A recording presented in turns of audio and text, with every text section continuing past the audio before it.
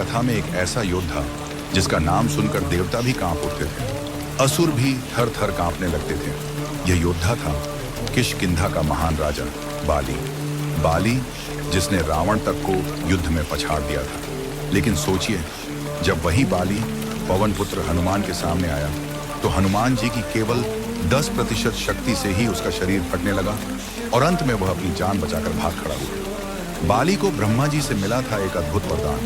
वरदान यह था कि युद्ध के समय उसके शत्रु की आधी शक्ति अपने आप बाली के शरीर में समा जाएगी। इसका अर्थ था सामने वाला जितना ताकतवर होगा, बाली उतना ही और भीषण बन जाएगा। इसी कारण देवता हों या असुर, कोई भी बाली को हरा नहीं पाया। यहाँ तक कि लंका का लंकेश रावण भी बाली के सामने टिक न सके। कहा जाता है, जब रावण ने बाली को युद्ध के लिए ललकारा तो बाली ने उसे पकड़कर अपनी बगल में दबा लिया और 7 समुद्र पार कराया। उस दिन के बाद रावण ने बाली से टकराना छोड़ दिया। जिस शक्ति ने बाली को अपराजय बनाया, वही शक्ति उसके गर्व का कारण भी बनी। अहंकार ने उसके विवेक को ढक लिया। जब भगवान श्री राम और सुग्रीव के बीच मित्रता हुई तो बाली ने श्री राम के बारे में अपमानजनक बातें कह दी और यह बात सुनते ही पवन पुत्र हनुमान का क्रोध 7वें आसमान पर पहुंच गया। हनुमान जी बोले, हे बाली, तुमने प्रभु श्री राम का अपमान किया है।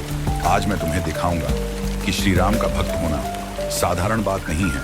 बाली हंसा, क्योंकि उसे अपने वरदान पर घमंड था। उसे विश्वास था कि चाहे हनुमान कितना भी शक्तिशाली क्यों न हो, उसकी आधी शक्ति तो अपने आप बाली के अंदर समा जाएगी और वह युद्ध में आसानी से जीत जाएगा। धरती कांपने लगी, पर्वत हिलने लगे, आकाश में देवताओं की भीड़ इकट्ठा हो गई। युद्ध का शंख बजा।